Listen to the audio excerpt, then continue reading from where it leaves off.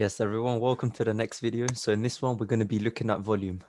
Now, this is something that most of you have probably heard, and especially quite a lot of retail traders use it in their strategy. But for us personally, as smart money traders, we don't, have a lot of dependency on it. But of course, it would just add to the extra confirmations that we need.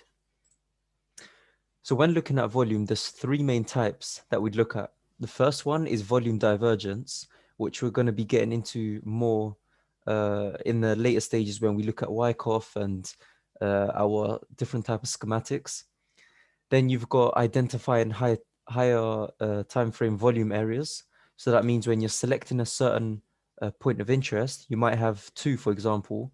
So then you'd look at the volume and see which one presents the most volume in that order block, and that would be the higher probability one.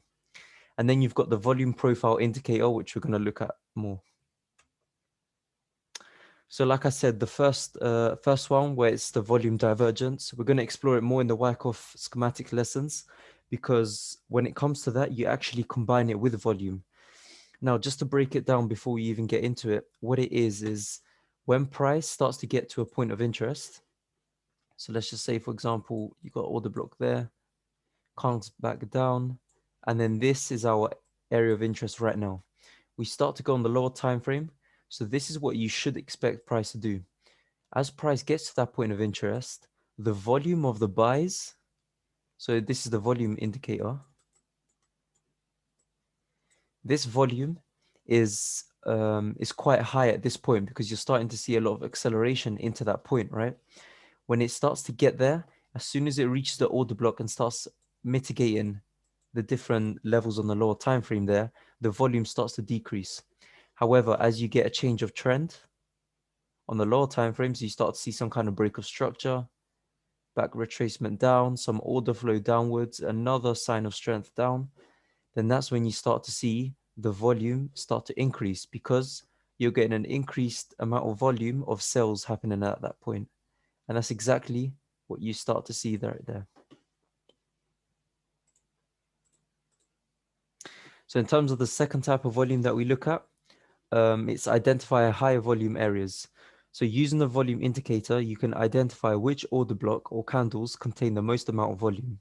It is usually these candles that are the better order blocks to enter off.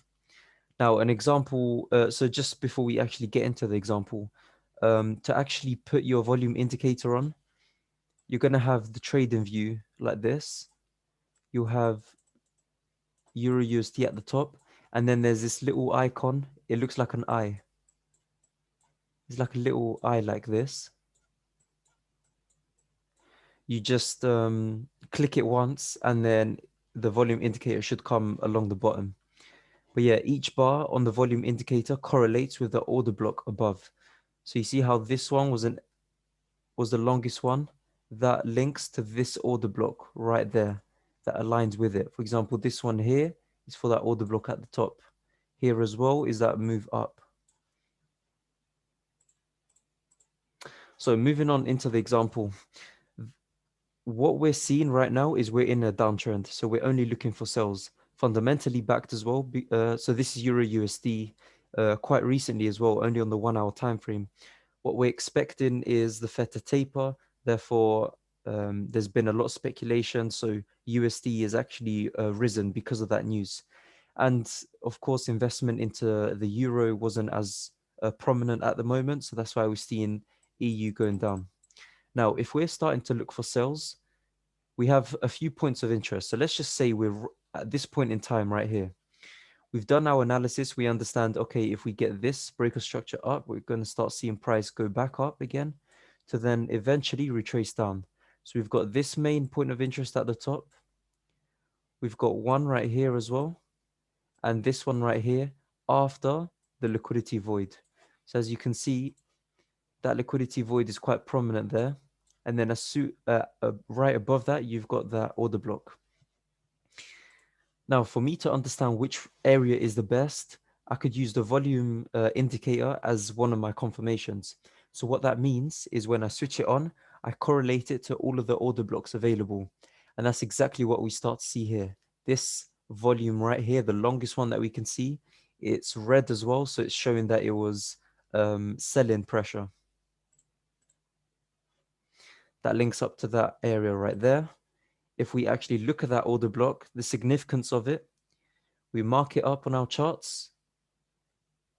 Price eventually gets there, distributes on the lower time frame, and that's exactly what we start to see.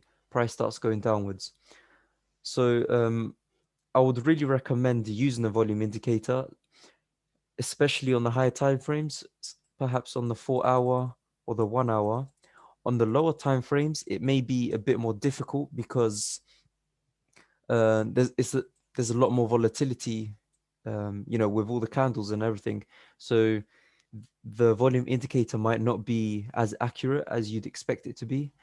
But yeah, this is quite helpful to understand which order blocks to look at. They can be misleading sometimes. So just remember that market structure is more important than anything else. You've got to understand if that point does not make sense, then why would you even try sell it or buy it if you're in a buy area? Now, moving on to the last volume indicator, it's called the volume profile indicator. So what you do is same scenario as last time, but you've got a range. Right now, this is what price looks like. We're in a downtrend. This is the range we have. So we've got from one high here to the low right there, and that's where we are in price. What you would do is you would set your range. So it's like dragging a fib. You would put the fib from one end to the other, exactly the same as the volume profile indicator. You drag it from here to here. And then what would happen is the indicator actually shows where the most amount of volume has occurred.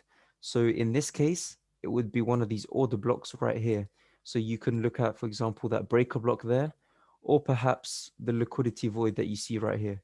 And that's exactly the area that you would identify.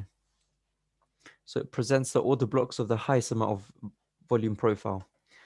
When you look at the charts, this is exactly what it looks like.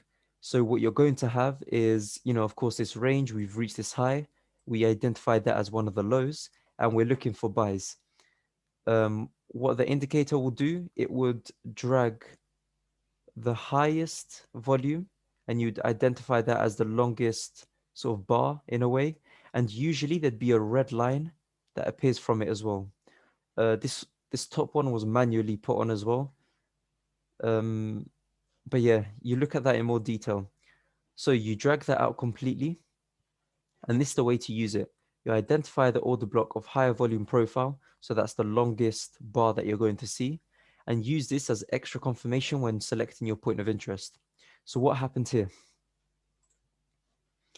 Price went up, came back down to our point of interest. However, price did not seem to respect this area. Now, this volume profile indicator is not completely accurate, but it will simply show you which area had the most volume. However, if you're selecting the wrong type of ranges, that could be one of the problems.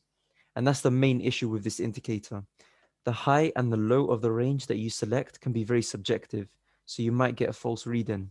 So imagine you've got a move like this. You're at the top right here and you're wanting to buy. What would you leave as the range? Would you take it from the higher time frame and do it for all of this? And most likely you're going to get the volume maximum over here. So are you going to wait all that time? Or are you going to put the range here because you want to be buying from here? That's obviously an issue because you've got a liquidity void in between, for example. Imagine you've just hit a high time frame point of interest, and now you're going to be seeing a break of structure and then a reversal. Now, that's the issue with using this indicator, not actually understanding market structure properly. So before you use any indicators of this sort, or even the just a general volume indicator that we highlighted over here, you might get false readings. So that's why volume is not one of my priorities on my confirmation list. Of course, it helps. And when I do see there's a high probability order block that I'm going to enter on, if I see that volume is high, and then on the volume indicator profile, it suggests something like that as well, then that's when I'll enter. Just one thing about the volume profile indicator, it's It's an indicator that obviously you can search up on TradingView, but the problem with that is you need to have TradingView Pro. Obviously, I had that for a while. To be honest, I don't think there's much to Pro that will give much of a difference when you're actually trading and you know what you're doing. But when you're back testing, it's one of the most important things. But yeah, so you're gonna have to use Pro for that. You can use a trial to actually try it out and see if it's effective for your plan. But yeah, guys, that's it for volume. If you'd like, take this part, take consideration and put this part of your strategy. Personally, like I said, I don't use it too much, but I feel like it's something necessary that I wanted to teach you and just so you understand and could employ. Anyways, guys, take care and I'll see you in the next video.